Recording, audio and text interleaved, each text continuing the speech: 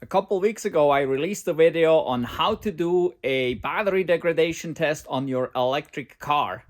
And so this year is kind of a continuation out of it. Back when we used our 2018 Tesla Model 3 for the test.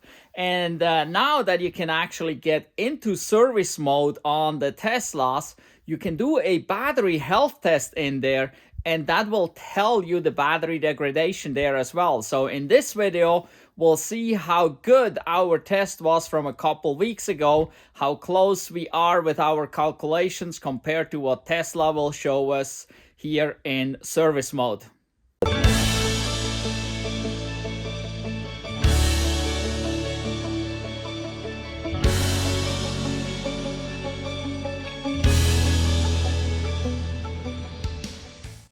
First thing you want to do before you get in your car is plug in your car. You can use a Tesla wall connector like we have here, or you can use any other level 2 charger. You can't do it at a supercharger, so there we go, plugged in, and now we can get in the car. All right, now I'm in here in the car. It's a little chilly out, and you can see the blue snowflake right there. Also, battery is heating, keep charge cable inserted, which that doesn't really affect us much here at all. That is just because it's cold out and the car wasn't plugged in overnight. And why did I not plug it in? Well, I wanted the state of charge to be low as possible. I don't remember what it was when we came back home. Probably 1% or 2% more, maybe. I don't remember. It would have had to do some battery heating overnight. I think the low temperature was like 15 degrees Fahrenheit. So, and now we're up to, here it says 33 degrees. So, yeah, that's why this battery is a little cold right now, but that doesn't really matter. What we want to do now is access the service mode in the car, and then we already did the test, so you will actually at that point get to see what state of health our battery is in, and then we can compare that to our test that we did a couple weeks ago, where we were driving and then calculating. And so now let's get into this here. So how do you access service mode? Pretty simple. Right down here in the bottom left corner is your car icon. You press it, that pops up your menu. Then you go to software. Okay, then your car pops up here. And depending on what you have, Model 3, Model Y, Model S, Model X, right? That will show right there. And that's where you go. You go on there, press and hold. About 3 seconds, and then you let go.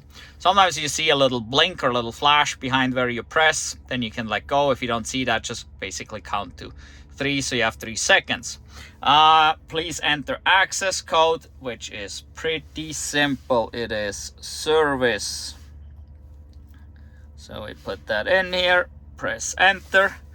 All right, service mode should only be enabled by service personnel, okay? So not by you, but you do whatever you want. I'm not responsible for what you do, and I'm not responsible for what happens because you do stuff, okay? So let's enable, and immediately your climate control will shut down. No more fan and stuff. You get this red frame around the screen. And well, now we are in service mode, and we want to go to the high voltage option right there. So we press that, and then we want to press high voltage system. There we go. We get this screen, and well, green is good. So if all the lights are green, that's a good start anyway. And you may already have seen it right there. Battery health 87%. So yes, we have 13% battery degradation on this 2018 Model 3 with a little over 75,000 miles. And you can see we done this test actually 65 days ago. Man, we're doing slow here. We done it just after we shot the other video where we drove the car and calculated the battery degradation. And now, well, let's see first how we compare between this health test and the one we calculated. So these are the numbers from our test when driving it. And if you want to know how all these numbers came together, go back and watch the video.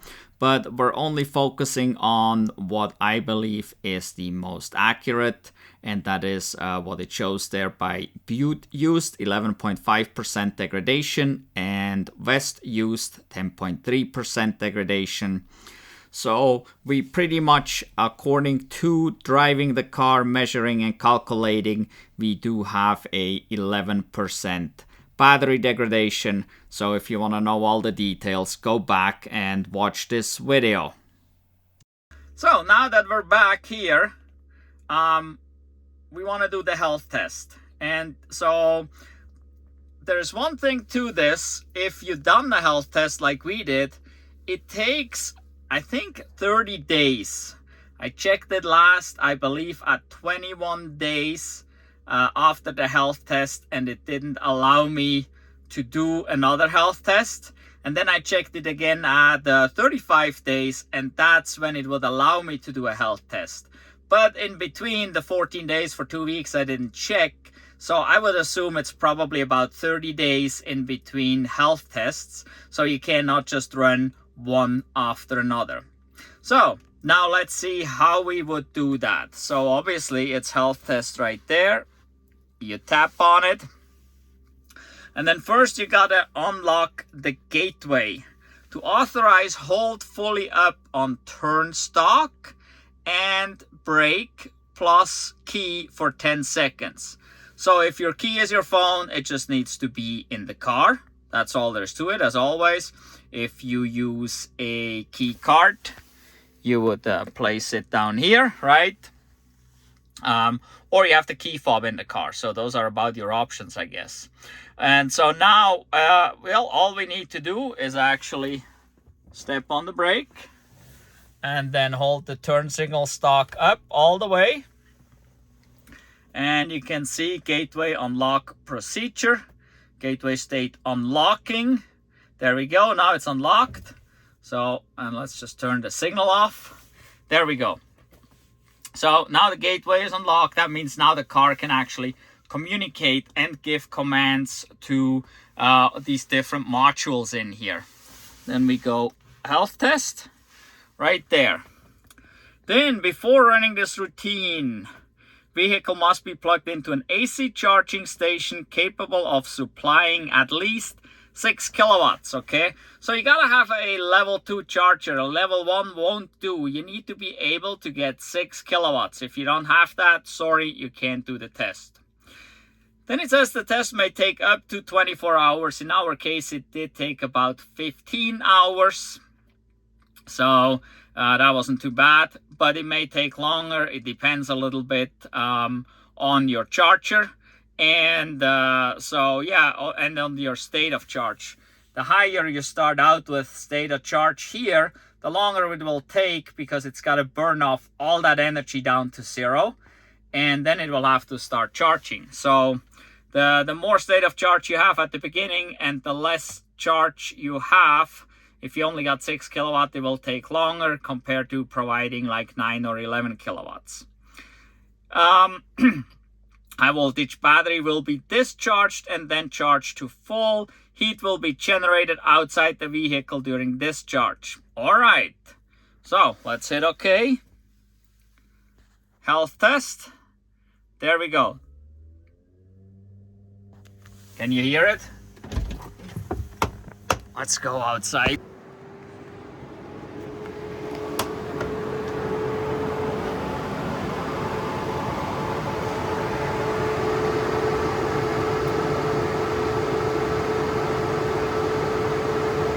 It's trying to get rid of as much battery charge as possible, as quickly as possible, so it's generating heat, and so it's got to run the fan to get rid of that heat. So at this point, other than noisy fans, there is not much indication of what's going on here, and you just have to wait until that test is over. before you can use your car again. And then you get to see the results. But at this point, you basically just walk away from the car and that's it. And you can check every so often with the car to see where it's at. Like I said, it took us about 15 hours and I think we started at like 5%. So now we are almost at 40%. So it will take quite a bit longer this time, obviously. Also, we have 40 amps available on the charger, so it goes relatively quick. If you only got 32 amps, then, well, it will go a little longer. So at this point, it is a waiting game for you to just go through, and then you can see where it is at when it's done. So that's all there is to it. And once you're done this one test, like I said, it's at least another 30 days before you could do another one. But you don't want to do this very frequent anyway. Well, first of all, you're pretty much wasting one cycle of your battery. What does that mean? Well, batteries are rated at a certain amount of cycles, like 3,000 full cycles. That means you can 3,000 times fully charge and discharge the battery, and then the battery is worn out. So this kind of takes one of those cycles away. Not that that really matters. But on the other hand, we're going down to 0%, which is not really great. So it's another one, yeah, you shouldn't do very frequent. That is kind of one not to do, right? Also, you're wasting all this energy. So right now, from the 39 to 0%, we're just wasting that energy rather than using it. In our test that we did a couple weeks ago, we were driving the car and we were on the road trip, so we used the energy and needed the energy, so it was not a waste. Here with this, you're just wasting the energy. Also, then it will charge up to 100%, and well, either you need to drive it at 100%. You don't want to let it sit. So within a couple hours of reaching that 100%, you pretty much want to drive the car. But if you can't drive it, you have to at least get in the car and maybe turn the defrost on so that you burn off a minimum of 10%, I would say. I usually prefer to be between 20 and 80%. So yeah, but at least burn off 10% so you're down to 90 before you let the car sit. Don't let the car sit at 100%. That's, again, not good for the battery. So it is kind of wasteful to do this test in a way. And if you just got your car, don't even bother, okay? At least have the car for a year or put 40, 50, 60,000 miles on before you do this test. Other than that, it's really just a waste. And yeah, it puts a hard cycle on your battery. So I would not do it unless, yeah, there is really some interesting something to find out. Like, yeah, in our case, now 5 years in, over 75,000 miles, it is more interesting to see what's going on. So, well, basically we don't need to do this here again. So maybe we can actually see if we can stop this whole thing, because I really don't want to finish this again. I actually might need the car. So I'm not sure if I can turn it off. So that we will find out together right now. So let's look. Okay, that is where the screen is at. Not sure. It has all the same functions. It doesn't allow me to... Oh, there we go. It just popped up the charge screen for some reason. There we go. We could just come back here, test in progress, and I can press stop. Oh, now that screen comes back up. All right, let's get that away. There we go. Fans are still all going. Oh, I think it's slowing down.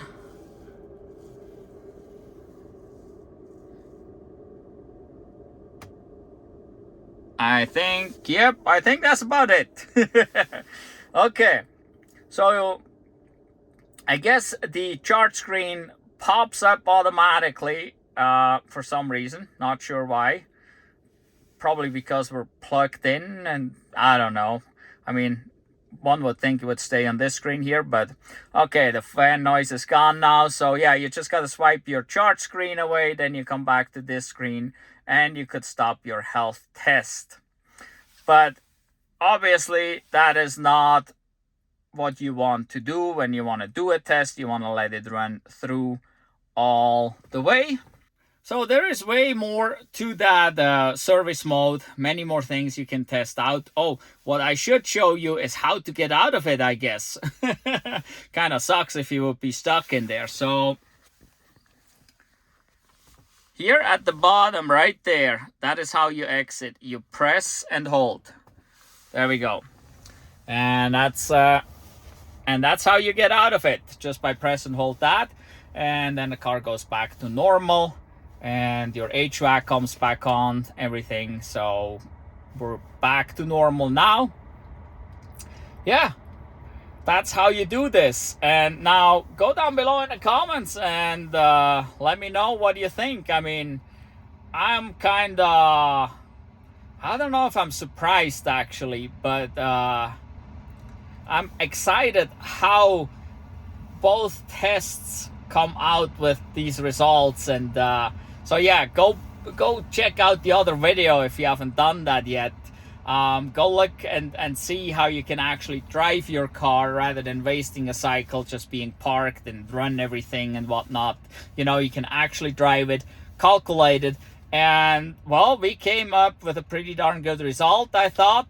So yeah, it's pretty cool that we are able to actually do this by test drive and calculation and come up with pretty much the exact same result here. So I think that's really cool. So go down in the comments, let me know what you think about all this. Let me know if you have done a test. Have you done a battery health test here in the service mode? Have you done a battery degradation test while driving? Yeah, are you interested in doing one? Are you going to do one? Let us know the results if you've done one. So yeah, I'm really excited about this. Maybe do both so you can see how accurate that actually is. So the one thing is, if you're driving your car, that test we did a few weeks ago, you need to know what size battery you have in order to do so. In our case, we have the 75 kilowatt hour battery, but at some point actually Tesla put a larger battery pack in. I believe it's 80 or 82 kilowatt hours. So make sure you got the right battery capacity, or at least the right usable battery capacity, if there's any information available like that, because I guess there is Tesla, or there is some cars that have a buffer, and Tesla may have started putting a buffer in that if you hit 0 you can drive a little further, because people think they can drive on empty. So yeah, test it out. Let us know what you came up with. It would be really interesting to know if you came up with a result as close as ours, or if you were further apart, or if your test totally failed, or what's going on. So well, in any event, please give us a thumbs up for this video. Subscribe to our channel, hit the notification bell so you don't miss out on any of our future videos. Also, go back, look at our channel, look at the older videos we have. We have tons of videos about electric cars, driving in the wintertime, which is usually a huge concern for many people. We got lots of those. We got winter driving videos with the 2020 Chevy Bolt EV. We have winter driving videos with this here, with our 2018 Tesla Model 3. We have wintertime driving videos with our 2013 Tesla Model S, and also with a 2022 Chevy Bolt EUV. So there's lots of wintertime driving out there.